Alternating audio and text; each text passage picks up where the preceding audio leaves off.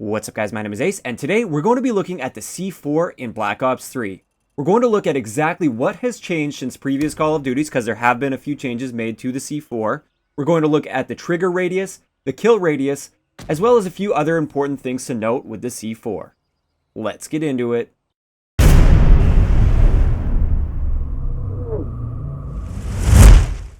Alright guys, so the major change that was made to the C4 that some people still don't know about yet is it has an alarm when an enemy gets close to it. So you can throw that C4 down, you can run away from it, you don't have to be around it to see if enemies are coming near it.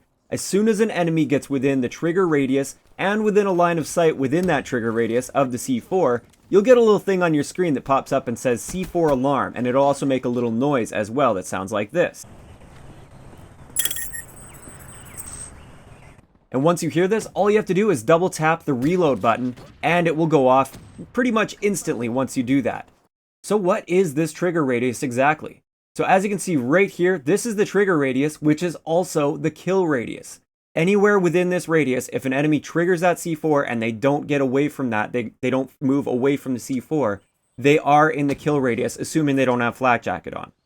Now another thing that's important to note is if you do trigger a C4 and you take like 1 or 2 steps back, you will still be within the damage radius. So it will still deal damage to you, but it won't kill you, even if you don't have Flak Jacket on, as long as you haven't taken damage from any other sources. Beyond this range right here, the C4 will have no effect on you whatsoever. Now one thing that's really important to note with that C4 alarm is it is not triggered if your enemy is using hardwired. They can run right up on top of the C4 and you'll get no alarm from it whatsoever. Also, if the C4 doesn't have a direct line of sight on the enemy, even if they're well within that proximity, it will not alarm you either, which is actually a good thing because they could be like around a corner where the C4 obviously can't do any damage to them. And if you were to get that alarm and then you just set it off, it wouldn't do any damage whatsoever. So it's only once the C4 actually has a direct line of sight within that proximity that it will set that alarm off. Now, let's look at how Flak Jacket has an effect on C4. If your enemy is using Flak Jacket, as long as they've taken no other damage from anywhere else, they will always survive a C4. Even a direct impact C4, they will survive if they have Flak Jacket on. Now, something that's also really important to note, and it was the same way in Black Ops 2, if you yourself are using Flak Jacket and you throw your C4 and you're within that kill range, it will still kill you as if you didn't have Flak Jacket. Flak Jacket does not protect you from your own explosives in this game. So just be aware of that. You're not invincible to your own C4s. I see a lot of people, they'll like throw the C4 at their feet next to them and an enemy, hoping that they'll survive because they have Flak Jacket and their enemy won't. That is simply not the case. The kill range is exactly the same on you if you're using Flak Jacket and it's your own C4.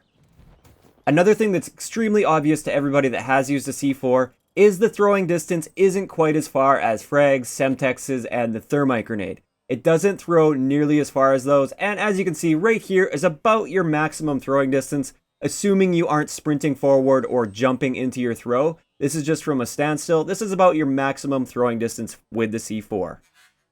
So the final thing that I wanted to point out here is another change that was made from the Black Ops 2 C4s, and that is you can't detonate the C4 until it hits the ground or a wall or a ceiling. Until it actually sticks to something, you cannot actually detonate the C4.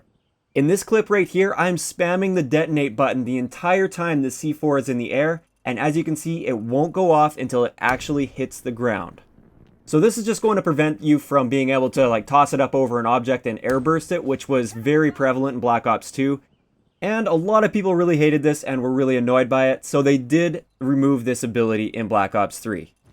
So for those of you that haven't used the C4 yet, I definitely encourage you to use this piece of equipment. It's quite versatile in that it can be used both offensively as well as defensively, because you can place it on a flag and forget about it, and then as soon as that alarm goes off you can trigger it, or you can keep it in your pocket and you can throw it onto a flag to defend it. Just keep in mind, you aren't able to airburst it.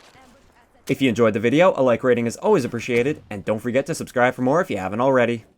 I'll talk to you guys next time.